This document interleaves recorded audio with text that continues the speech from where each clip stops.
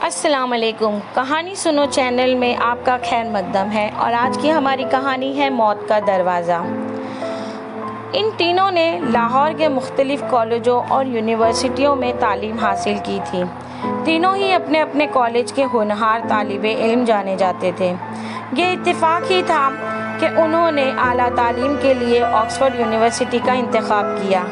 وہاں پر ہی ان کی آپس میں ملاقات اور میل جول ہوا تھا۔ ان کا مضمون بھی ایک ہی تھا۔ پھر ایک وقت آیا کہ ان کا شمار دنیا کے مشہور آثار قدیمہ میں ہونے لگا اور حکومت مصر نے ان تینوں کی خدمات حاصل کر لی اور ان کا شمار مصر کے ممتاز اور ماہر آثار قدیمہ میں ہونے لگا۔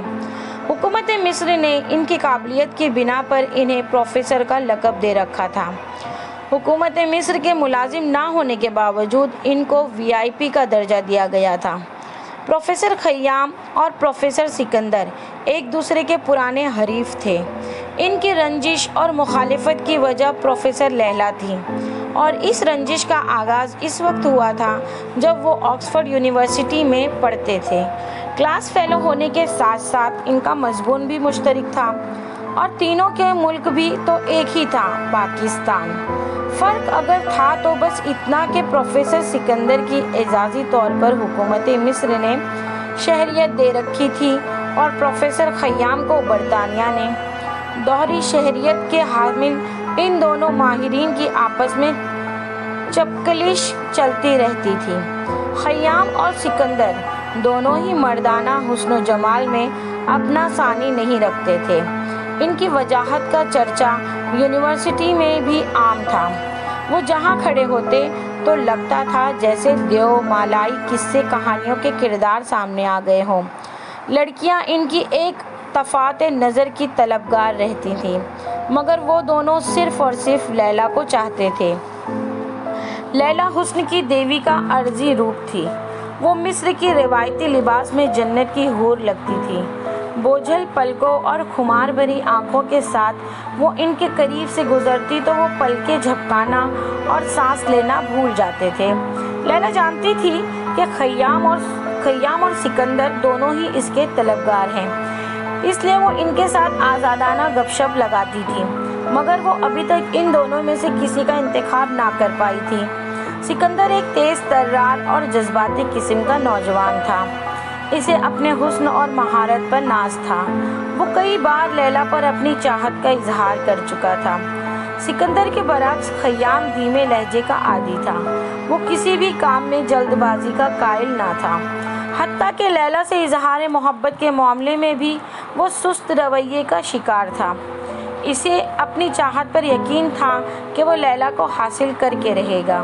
وہ اگر لیلا کو یونیورسٹی کے کسی گوشے میں سکندر سے باتیں کرتے دیکھ لیتا تو اس کے اندر حسد کی تند موجیں کروٹیں لینے لگتی۔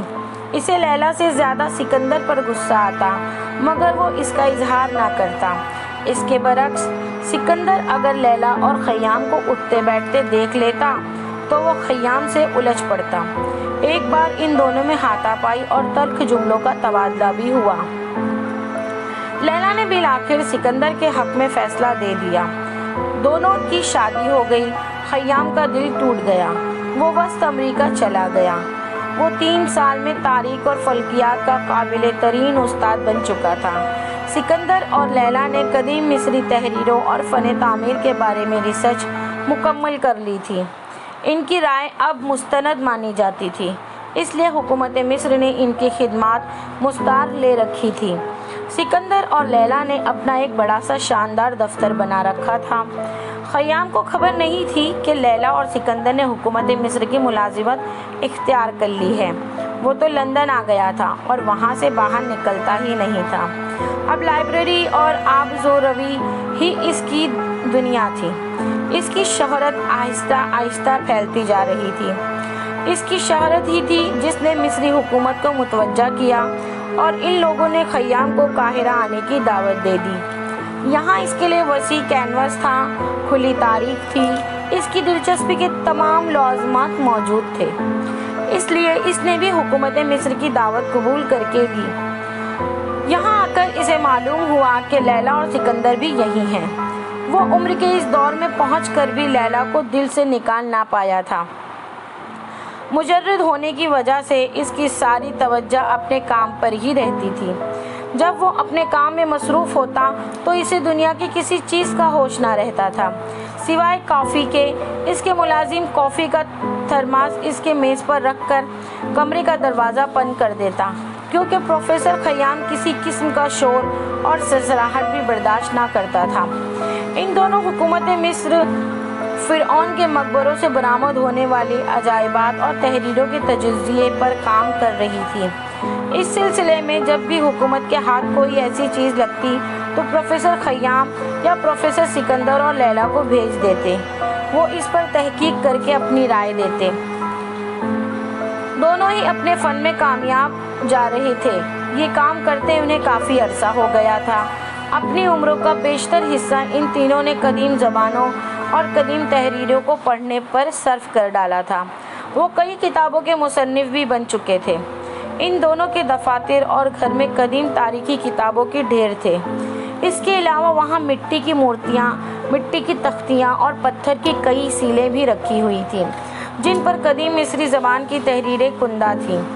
یہ سب چیزیں ان قبروں اور مقبروں سے برآمد ہوئی تھیں، جن کو کسی غیر ملکی سیاح کا یا مصر کے محکمہ آثار قدیمہ کے ماہرین نے دریافت کیا تھا۔